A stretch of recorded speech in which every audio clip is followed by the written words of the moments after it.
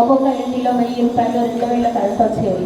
ఇప్పుడు దానికి మనము ఆదా చేసుకుంటూ మనకు కరెంటు ఫ్రీ వస్తే బాగుండు అనేది మనం ఇప్పుడు ప్రయాణం చేస్తున్నాము బస్సులో అంటే మన భర్త దగ్గర ఒక 200 రూపాయలు తీసుకొని బయలుదేరే వాళ్ళము. కట్నము ఫంక్షన్ ఉంటే కట్నం, ఇప్పుడు అలా కాదు, కట్నం వరకే మనం డబ్బులు అడుకొని ఉచితంగా మనం వెళ్ళే.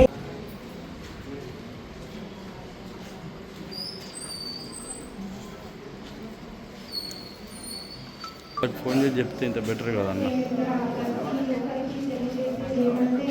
ప్రభుత్వం మన కోసం చాలా పథకాలు తీసుకొచ్చింది.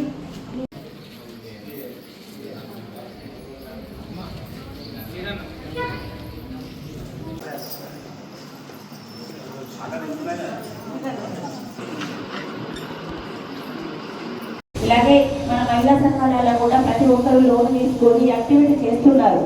మా దాంట్లో కూడా పచ్చళ్ళు తయారు చేస్తున్నారు, మన వాణినగర్లో వంటలు చేస్తున్నారు. ఫుడ్ విషయంలో చాలా వరకు మా వాణినగర్లో అభివృద్ధి ఉంది. ఇంకేమైనా మీకు చేయాలని ముందుకు వస్తే ఖచ్చితంగా రండి, మేము సహాయం చేయడానికి రెడీగా ఉన్నాము.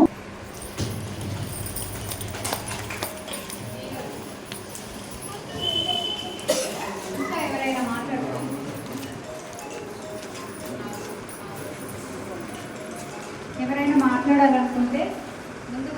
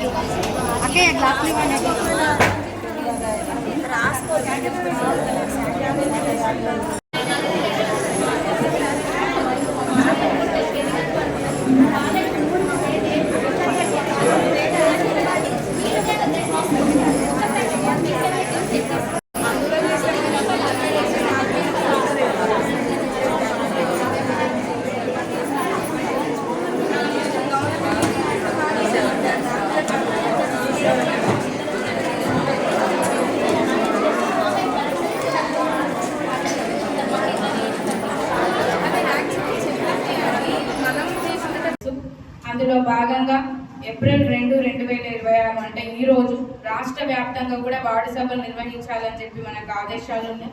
ఈ వార్డు సభల్లో మనం ముఖ్యంగా చర్చించవలసినటువంటి అంశాలు, ఎజెండాలో ఉన్న అంశాలు ఏంటంటే రాష్ట్ర ప్రభుత్వం ఏ పథకాలు అయితే ప్రజలకు లబ్ధి పొందాలని చెప్పి ప్రవేశపెట్టిందో వాటి యొక్క ప్రాముఖ్యతని డిస్కస్ చేయడం, ఆ లబ్ధిదారుల నుంచి కూడా మనము సలహాలు సూచనలు ఏమన్నా ఉంటే తీసుకోవడం.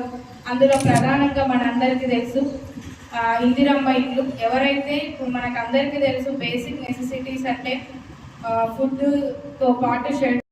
కార్యక్రమంలో భాగంగా ఈరోజు మా 43 వార్డులో సభ ఏర్పాటు చేసి ప్రజల సమస్యలు తెలుసుకొని ప్రభుత్వం ద్వారా లబ్ధి పొందిన అధిక పథకాలు మహాలక్ష్మి పథకం, ఇందిరమ్మ ఇండ్లు, 200 యూనిట్ల వరకు ఉచిత కరెంటు, 500 గ్యాస్ సిలిండర్లు, రేషన్ కార్డుల పంపిణీ, సన్నబియ్య పథకం, రాజీవ్ ఆరోగ్యశ్రీ పథకం ద్వారా సీఎం రేవంత్ రెడ్డి గారు ఈ పథకాలను ప్రవేశపెట్టి ప్రజలకు లబ్ధి చేకూరే విధంగా చేయడం జరిగింది.